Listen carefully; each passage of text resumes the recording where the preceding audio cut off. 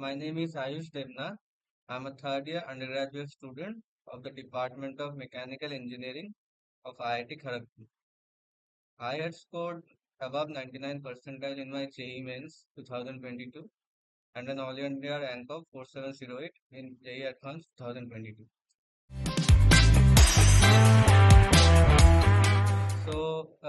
The question is, what are all the resources that I used in my preparation? So basically, I used to stick to books and studies, and I did not prefer YouTube videos or online creators that much because in my times there was no such regular content creator at YouTube.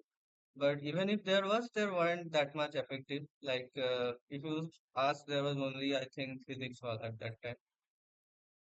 And yeah, for physics I used Cengage, and I used to read the theory thoroughly of Cengage, and then I used to practice the questions that are given at the back. So these questions are mostly conceptual and thought provoking. So this should give you a solid foundation if you want to learn physics and try to apply those concepts in hard problems that would prepare you at a par with the JEE Advanced syllabus. And then I would suggest you stick to PYQs only. So start solving those PYQs after you have a solid foundation in physics. Those would give a conceptual clarity a lot. And for chemistry, I would say NCRT is best. Best in the sense for theory, you can go for other books like P. Bahadur and Inorganic Chemistry is J.D. Lee. But I would say stick to NCRT even for JEE Mains and JEE Advanced, even for JEE Advanced because NCRT is quite specific and to the point.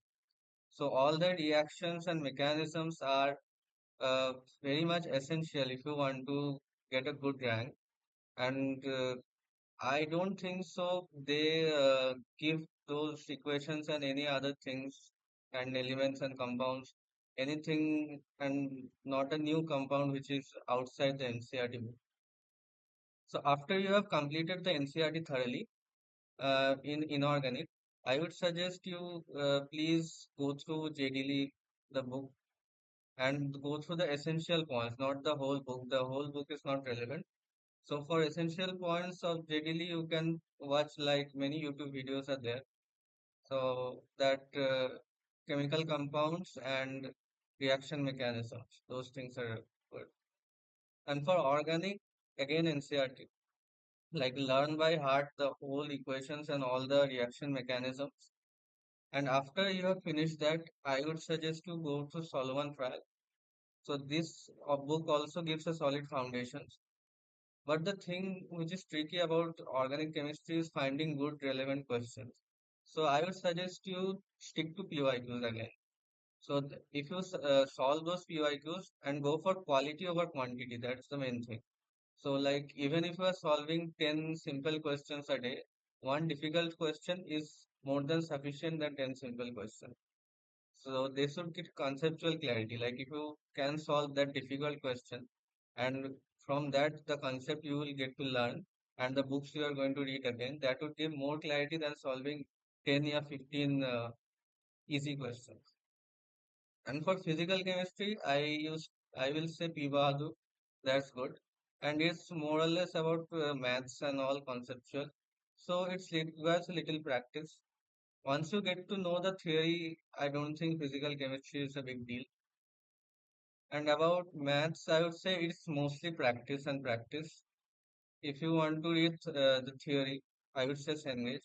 Cengage was a very nice book which I used.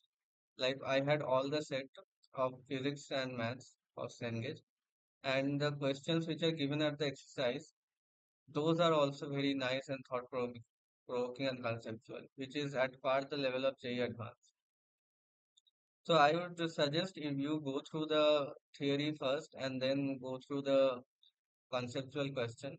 After that, you would be ready to solve the PYQs. So if you solve the PYQs, you will get to know that how these questions are tricky and how these can be tweaked a bit, and how your concept is going to be applied in those solving questions. So apart from this, I would say keep a good hope. Like don't bog your mind or stress yourself about the syllabus and all. Just try to cover bit by bit. It's not that you can do the whole thing in one day. So it's pretty much the thing I would say. Keep a good motivation level. Like don't watch that much motivation videos, but think of yourself this way. Like how am I better than I was the previous day? Give mocks a lot. When the deadline is near, when the exam is near, I would say give mocks a lot. I used to give around mocks every day, like 3 hours, 3 hours, 9 to 12, then 2 to 5, like J advanced pattern. And then I used to revise those mocks and I used to learn the new concept that I did not know at first. So that is also important. When you, after giving mocks, you should also always revise those things, like the concept that you did not apply that. Thank you.